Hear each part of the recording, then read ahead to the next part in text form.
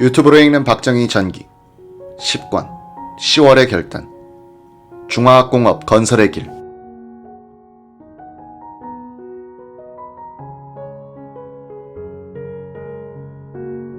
1974년 1월 연두기자회견에서 중화학공업 건설을 선언한 박정희 대통령은 1월 31일 오후 청와대 국산 병기 전시실에서 오원철 경제 제2수석 비서관으로부터 방위산업 건설 및 공업구조 개편에 대한 보고를 들었다. 오 수석이 보고하기 전 의전실에 브리핑에 적어도 4시간은 걸릴 것 같다라고 하니 의전실 쪽에서는 각하의 결정사항이다. 그날 오후 각하 일정은 없다고 했다. 이렇게 해서 두 가지 중요한 안건이 동시에 상정됐다. 이날 보고로서 중화학공업과 방위산업은 접목이 되어 큰 울타리로 생각한다면 한 가지 사업으로 통합되는 것이다. 오 수석의 회고에 따르면 이날 브리핑은 중화학공업 건설에 국가의 명운을 걸기로 결심한 역사적인 사건이다.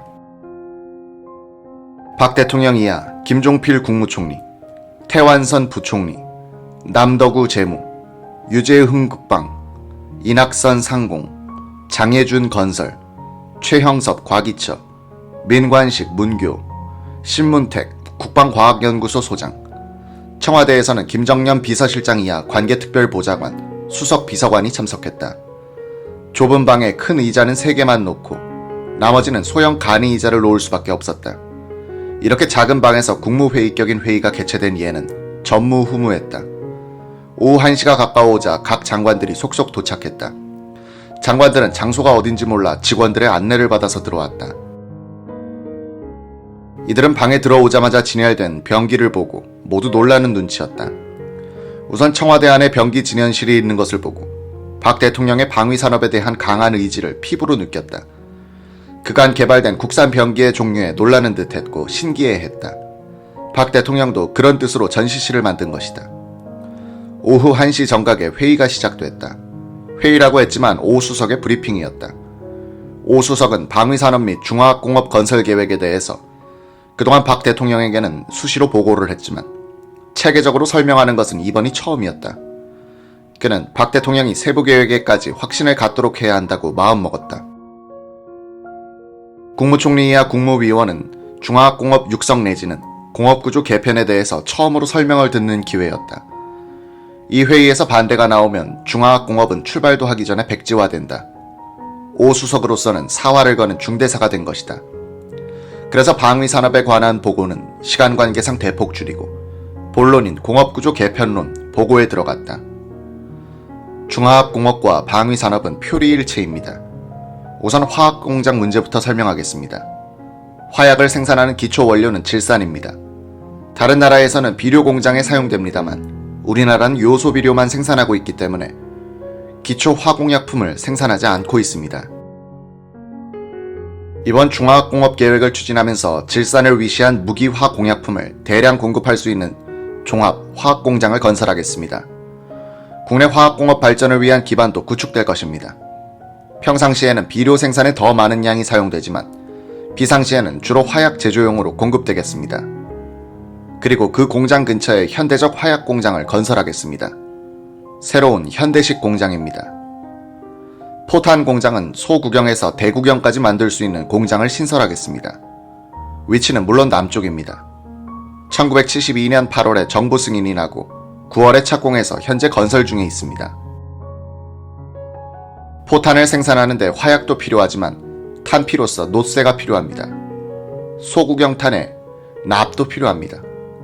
그래서 이 3가지 금속, 즉 동과 아연과 납의 재련소를 온산공업기지에 건설하게 됩니다. 두 번째가 조선소입니다. 어느 조선소나 민간용 배를 만드는 곳이라면 크기는 다르지만 군함도 건조할 수 있습니다. 이번 중화학공업 계획에서는 어떠한 대형 군함이라도 건조할 수 있는 대형 조선소를 건설하겠습니다. 필요하다면 초대형 항공모함도 건조할 수 있는 시설을 갖춰놓겠습니다. 이 계획에서 새로 건설하는 조선소는 보안상 진해 해군기지 가까운 곳에 위치하게 될 것입니다. 해군이 방어를 맡아주게 되기 때문입니다. 가능하다면 진해만 안에 건설토록 하겠습니다. 전자병기는 구미공업기지에서 생산하게 됩니다. 기존 공장도 공업기지로 이전시키며 신설되는 전자병기 공장은 공업기지 외에는 건설하지 못하도록 하겠습니다. 끝으로 기계공업 쪽입니다. 방위산업의 근간은 기계공업입니다. 그런데 우리나라의 기계공업은 아직 유치원 단계입니다. 이번 기회에 국제적 기계공업으로 키워나가겠습니다. 어떠한 기계 제품도 만들 수 있는 기계공업, 즉 정밀기계 제품부터 초대형 제품까지 못 만드는 것이 없는 기계공업으로 만들겠습니다. 이런 기계공장들을 한 곳에 모아서 창원에다 건설하겠습니다. 저는 일본 용역회사에 부탁해서 일본에서 제일 큰 기계공장의 규모를 알아달라고 했습니다. 2, 3일 전에 들어온 보고는 일본의 제일 큰 기계공장은 히타치라고 합니다. 히타치는 전기 제품부터 기계 일체를 생산하고 있습니다. 발전소도 만들고 있고 군함에 쓸 대형 엔진도 제작하고 있습니다. 기차와 변기도 만들고 있습니다. 못 만드는 기계가 없습니다. 소위 종합기계 메이커입니다. 지금 중화학 공장을 추진하면서 우리나라는 히타치 기계공장과 똑같은 규모의 공장을 한 세트만이라도 설치하고자 하는 겁니다. 창원 공업기지에 모아서 건설코자 합니다. 각하, 창원 기계공업기지가 완성되면 각종 대구경포에서부터 탱크, 장갑차가 생산되고 항공기용 제트 엔진에서부터 군함에 쓸 대형 엔진까지도 모두 생산 가능합니다. 방위산업의 기초 소재가 되는 특수강 공장도 최신 공장을 건설하겠습니다. 민수용으로는 각종 기계뿐 아니라 산업용 기계 및 장치, 선박도는 자동차 부품, 객차, 기관차, 선박용 초대형 엔진 등이 나오게 됩니다. 화학공장 등 각 플랜트도 생산됩니다. 과거에는 완전히 수입에 의존하던 발전소도 제작할 수 있게 될 것입니다. 계획만 잘 짜면 변기나 민수품이 동일한 기계공장에서 생산이 가능합니다. 바로 창원에 이러한 시설을 갖추고자 합니다. 각하, 중화학공업 육성이나 방위산업 육성이나 똑같은 하나의 사업입니다. 변기란 중화학공업에서 나오는 제품입니다. 중화학공장은 평상시에는 산업기계를 만드는 곳이고 비상시에는 변기가 나오는 곳입니다. 후진국에서는 중화학공업이 발달되어 있지 않기 때문에 외국에서 변기를 사게 되는 것입니다. 그렇다고 후진국이 중화학공업을 육성할 수 없습니다. 돈과 기술이 없다는 것도 문제지만 가장 큰 애로점은 수요가 없다는 것입니다. 그런데 지금 우리나라에서는 수요가 생겨난 것입니다. 산업기계 쪽에서도 수요가 생겨났고 방위산업 쪽에서 수요가 나왔습니다. 이 좋은 기회를 놓치면 언제 또 이런 기회가 올지 모르겠습니다. 지금 중화학공업과 방위산업은 상부상조하는 역사적인 절호의 기회입니다. 후진국에서 중화학공업, 특히 기계공업을 육성 못하는 또 하나의 이유가 기술 부족입니다. 성능이 나쁜 기계는 국내에서건 해외에서건 사주는 사람이 없습니다. 더욱이 변기라는 것은 성능을 발휘하지 못하는 한 쓸모가 없습니다. 그런데 우리나라에서는 미군 변기와 성능이 똑같은 변기를 생산할 수 있는 기술 개발을 끝낸 단계입니다. 고도의 변기도 국산화할 수 있다는 자신이 생겼습니다. 국제 수준의 변기를 만든다는 것은 우리나라 기계공업의 수준을 국제 수준까지 일시에 향상시킬 수 있다는 가능성을 말해줍니다. 고쳐 말하면 방위산업을 육성함으로써 기계공업의 수준이 향상돼 산업기계의 수출까지 가능해진다는 뜻입니다. 일석이조입니다. 검사 제도를 확립시키는 것도 똑같습니다. 변기 생산을 할 때 검사 방법을 그대로 쓰면 산업기계도 품질을 보장할 수 있게 됩니다. 기능공이나 기술자의 자질 향상도 정밀 변기를 만들어 봄으로써 가능하다고 보입니다. 공업의 지방분산 문제도 방위산업을 육성할 때 해결하는 것이 좋겠습니다. 서울이나 수도권에 있는 어느 기업체가 만사가 불편한 시골 구석에 가겠다고 나서겠습니까? 그러나 방위산업을 하고자 하는 기업에 대해 정부에서 적극적으로 지원해주면서 방위산업의 보안 때문에 창원으로 가라고 권하면 그때 비로소 가능하다고 보입니다. 즉, 공업의 지방 분산과 방위산업의 안보 문제가 동시에 이루어질 수 있습니다. 중화학공업 육성은 만일 지금 안 한다 해도 어느 때인가 꼭 해야 하는 사업입니다. 방위산업도 똑같은 입장입니다. 그렇다면 중화학공업과 방위산업을 따로 분리해서 육성하는 것보다는 이 두 사업을 같은 울타리 안에서 생각해서, 즉, 한 시스템으로 생각해서 추진하는 것이 합리적이고 경제적입니다. 우리나라의 현 실정으로 보아서는 방위산업 쪽을 전면에 내세우고 기계공업을 육성해야 출발이 용이하다고 판단됩니다. 이런 의미에선 안보 문제가 초긴장에 이르고 있는 최근의 사태가 중화학공업을 육성하는 절호의 기회라고 생각됩니다. 병기 생산 쪽에서만 생각해도 세계 최신 기계를 설치한 현대식 새 공장에서 대포나 탱크가 쏟아져 나온다면 국군 병사도 그 성능을 믿어주고 사기가 충천할 것입니다.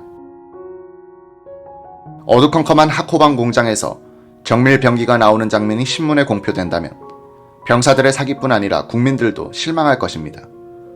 이런 의미에서 중화학 공장의 웅장한 모습들은 국민의 사기 진작에도 큰 역할을 할 것으로 기대됩니다. 국민들은 우리나라가 총 한 자루도 못 만드는 데 비해 북한은 개인 화기는 물론 대포, 탱크, 잠수함까지 만들어 쓰고 있다고 알고 있습니다. 이번 중화학공업 건설로서 우리나라의 병기 생산 능력을 북한이 감히 따라오지 못하는 수준으로 끌어올리고자 합니다. 아울러 미국을 위시한 우방국에도 우리나라의 국력을 과시하겠다는 계획입니다. 오 수석은 여기까지 설명하고 말을 끊었다. 박 대통령을 보니 만족해하는 듯했다. 박 대통령은 빙그레 웃으며 오 수석 커피나 한 잔씩 들고 계속하지 라고 했다. 브리핑 시간은 벌써 2시간을 훨씬 넘어섰다. 장관들이 더 급했던 모양이었다. 생리작용도 필요했고 담배 생각도 났을 것이며 더구나 딱딱한 소형 의자에 앉아서 2시간이나 브리핑을 듣자니 피로했을 것이다. 한쪽에서는 직원들이 커피를 준비하느라 비상이 걸렸다. 장관들은 방에서 나와 화장실에도 가고 담배도 피웠다. 신선한 공기를 마신 후 다시 방으로 들어오면서 어디서 구했는지 재떨이를 갖고 왔다. 커피를 마신 후 브리핑은 다시 시작됐다. 오 수석은 이미 브리핑의 클라이맥스를 넘은지라 여유가 생겼다. 브리핑의 내용은 중화학공업 6개 업종에 대한 세부 육성 계획이었다. 그는 요점만 설명했다. 겨울철이라 해는 이미 기울기 시작했다. 브리핑이 4시간 가까이 걸린 셈이었다. 그는 브리핑 자료의 마지막 장을 들추었다. 여기에는 큰 글씨로 감사합니다 라는 5자만 써 있었다. 오 수석은 오른쪽 손에 브리핑 봉을 수직으로 든 정자세로 이상으로 브리핑을 마치겠습니다 라고 했다. 이 순간 장내는 일시에 조용해졌다. 박 대통령의 차례가 된 것이다. 박 대통령은 소파에 기대던 몸을 일으켜 꼿꼿이 세우고는 양손을 무릎 위에 올려놓았다. 오 수석, 돈이 얼마나 들지? 온화한 표정에 조용한 말투였다. 내 외자 합쳐 약 100억 달러입니다. 박 대통령은 고개를 한번 천천히 상와로 움직이더니 먼 산을 바라보듯 시선을 위로 옮겼다. 남재무, 돈을 낼 수 있소. 박 대통령은 바로 뒷줄에 있던 남덕우 재무장관을 돌아보지 않은 채 질문을 했다. 박 대통령의 이 뜻은 돈을 마련해보라는 지시와 같은 내용이다. 남 장관은 액수가 커서 라며 말을 잇지 못했다. 박 대통령은 엄숙하나 조용한 말투로 내가 전쟁을 하자는 것도 아니지 않느냐 하고는 말을 끊었다가 천천히 입을 뗐다. 일본은 국가의 운명을 걸고 전쟁을 일으켰는데도 국민들은 기꺼이 따라주었다. 박 대통령은 말을 또 끊고 잠시 후 이렇게 말했다. 태평양 전쟁 때 패전을 해서 국민들에게 엄청난 피해를 주었지만 박 대통령은 여기서 또 말을 끊은 후 이 정도의 사업에 협조를 안 해줘서야 되나 라고 말했다. 박 대통령은 김종필 국무총리를 향해 일방적으로 통보하듯이 단호하게 말했다. 총리를 위원장으로 하는 중화학공업 추진위원회를 구성토록 하시오. 그리고 중화학공업을 육성하는 데 필요한 외자 도입 조치를 하시오. 이것으로 역사적인 회의는 끝났다. 이날 박 대통령의 결심에 의해 1972년 10월 17일에 유신 쿠데타의 목표와 의의는 중화학공업 건설로 설정된 셈이다.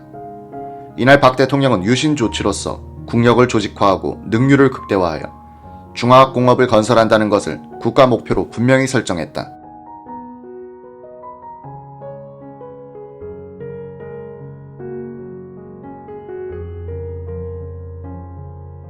(5.16) 군사 쿠데타가 근대화 혁명을 목표로 하여 성공시킴으로써 (5.16) 군사혁명이란 호칭을 받아도 손색 없게 됐다면 17 유신 쿠데타는 중화학공업 혁명을 이룩했으나 아직 쿠데타 대접을 받고 있다. 중화학공업 건설의 참모장 역할을 했던 오원철 씨의 주장을 소개한다.